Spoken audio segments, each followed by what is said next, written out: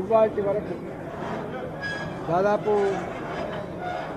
40 సంవత్సరాల పైబడి పాలించిన పార్టీ కాంగ్రెస్ పార్టీ.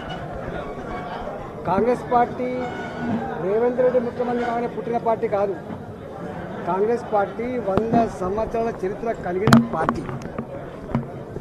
ఇక్కడ ఆనాడే కాంగ్రెస్ పార్టీ అధికారంలో ఉన్ననాడు 30 ఏళ్ల క్రితం 40 ఏళ్ల క్రితం చెరువులలో పట్టాభూములు ఉంటాయి. చెరువులలో ఉండే పట్టాభూములు అవి ఎఫ్టీఎల్ కావచ్చు. వాటికి పేదలకు పట్టాలు ఇచ్చి ఇల్లు కట్టించిండ్రు. వాటికి పర్మిషన్లు ఇచ్చి లేఅవుట్ చేసుకొని ఇచ్చిండ్రు.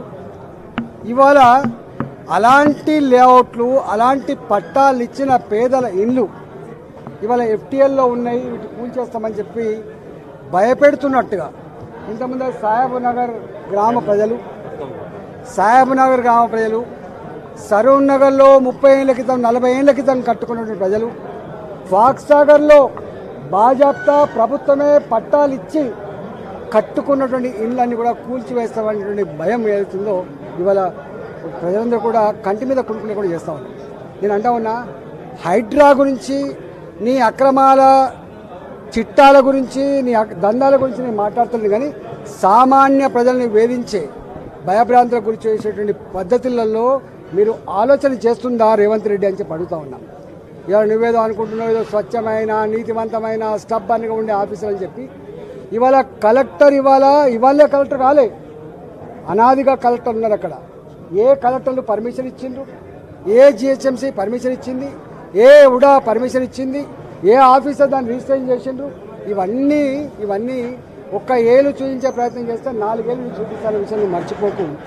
ఆనాడు కూడా టీఆర్ఎస్ పార్టీ ప్రభుత్వం ఏర్పడిన నాడు అయ్యప్ప సొసైటీలో ఇట్లా ఇల్లు కూల్చేసే ప్రయత్నం చేసిండ్రు. 4 రోజులకి తూక ముడిచిండ్రు. ఆ తదుపరి ఏం చేసిండ్రో ఆనాటి హైదరాబాద్ ప్రజానికానికి తెలుసు. ఇవాళ మీరు కూడా ప్రజల సమస్యలు పరిష్కరించే దమ్ము లేక, వాటి మీద చర్చించేటువంటి వెసులుబాటు లేక ఇవాళ ప్రజలు డైవర్ట్ చేయడం కోసం ఇదొకటి ఎత్తుకున్నావు. దీని మీద తప్పకుండా ప్రజలు ఆలోచన చేస్తూ ఉన్నారు. నేను ఒకటే కోరుతున్నా, నీకు నిజంగా దమ్ముంటే హైదరాబాదులో ఎన్ని చెరువులు ప్రభుత్వమే మొత్తం పూర్తి చేసి, బతుకమ్మ కుంట ఎవరు పూర్తి చేసిండ్రు? ప్రభుత్వం పూర్తి చేసింది. ఇలా కరీంనగర్లో ఒక 4 చెరువులు ఉండే, ప్రభుత్వం పూర్తి చేసింది. ప్రభుత్వం పూర్తి చేసిన చెరువులన్నీ ఇవాళ ప్రభుత్వమే ఈ ఎఫ్టీఎల్ జాగాలలో పర్మిషన్ ఇచ్చిన శ్వేతపత్రం విడుదల చేయాలి.